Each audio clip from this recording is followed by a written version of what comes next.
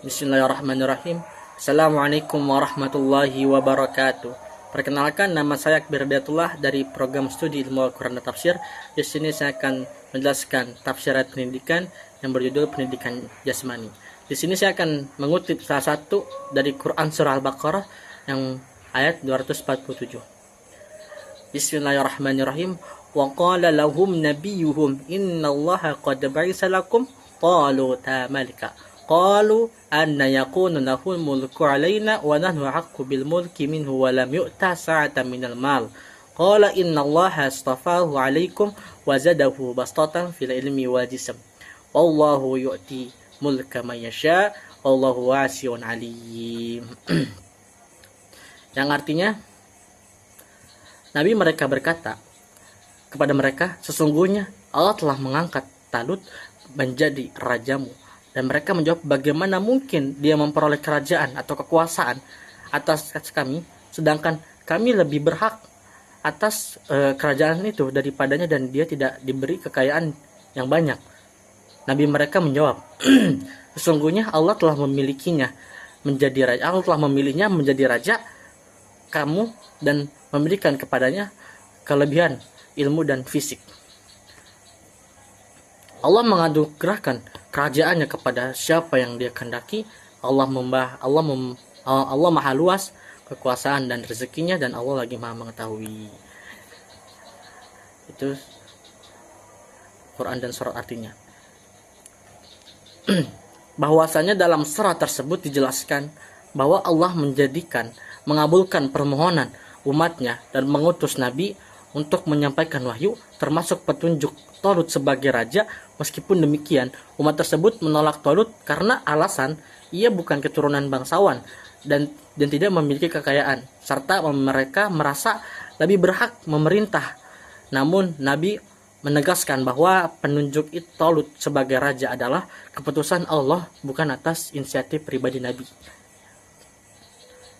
Dan Nabi membantah keberatan kaum tersebut dengan menegaskan bahwa Talut dipilih oleh Allah karena kelebihan ilmunya dan kekuatan fisiknya. Penunjukan Talut sebagai raja bukan keputusan manusia, melainkan pilihan Allah yang maha tahu dan maha bijaksana. Dan Quraisy Shihab pun menjelaskan bahwa pemilihan ini tidak melalui seleksi ilahi. Pemilihan ini sudah melalui seleksi ilahi yang mencakup seluruh anggota masyarakat, termasuk para pemimpin yang menolak Talut. Dari ayat yang sudah saya bacakan dapat dipahami bahwa wewenang memerintah bukanlah atas dasar keturunan, tetapi atas dasar pengetahuan dan kesehatan jasmani. Di sisi lain, ayat ini mensyaratkan agar jangan terpedaya oleh keturunan, status moral, status sosial, popularitas, tetapi hendaknya sesuai kualifikasi yang dapat menunjang tugas yang akan dibebankan kepada yang dipilih tersebut.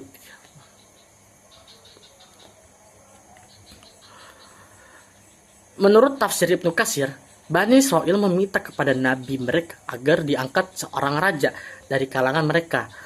Lalu Talut ditetapkan sebagai pemimpin. Namun mereka menolak karena Talut bukan dari keturunan kerajaan atau Yahuda dan tidak memiliki kekayaan. Mereka merasa lebih berhak mampu memimpin. Penolakan ini menunjukkan ketidaktaatan mereka, padahal seharusnya mereka tunduk dan berkata baik kepada keputusan Nabi dan kehendak Allah. Seperti dikatakan, anna yakuna lahu mulku alaina. Bagaimana Talut memerintah kami? Artinya bagaimana mungkin ia menjadi raja memerintah kami, sementara wa nahnu haqqu bil mulki minhu wa lam ya'tu wa lam sa'ata min mal. Padahal kami lebih berhak mengendalikan pemerintahan darinya, sedangkan ia pun tidak memiliki kekayaan yang banyak. Kemudian Nabi memberikan jawaban kepada mereka seraya berkata, innallaha astafa alaikum. Sesungguhnya Allah telah memilihnya sebagai raja kalian. Artinya dia telah memilih Talut sebagai pemimpin kalian, lebih kalian dari kalangan kalian sendiri dan Allah Ta'ala lebih mengetahuinya daripada kalian. Dan Nabi bersabda, bukan aku yang menciptakan, yang menentukannya berdasarkan pandanganku sendiri, tetapi Allah Ta'ala yang menyuruhku untuk memilihnya, karena kalian telah meminta hal itu kepadaku. Ayat wazadahu bastatan fil ilmi wal jism, dan mengadu keragakannya ilmu yang luas dan tubuh yang perkasa. Artinya Talut lebih mengetahui daripada kalian, lebih mulia, lebih perkasa, lebih kuat dan lebih besar, dan lebih sabar dalam peperangan, serta lebih sempurna ilmunya dan lebih tegar daripada kalian.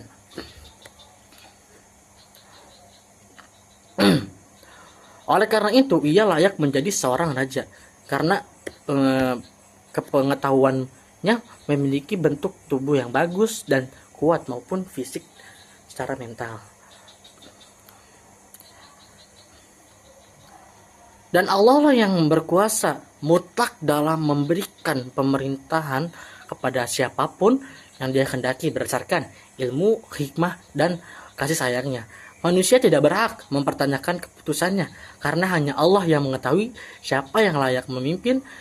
Dia maha luas karunia-Nya dan maha mengetahui segala sesuatu, termasuk siapa yang paling pantas dari amanah kemampuan kepemimpinan.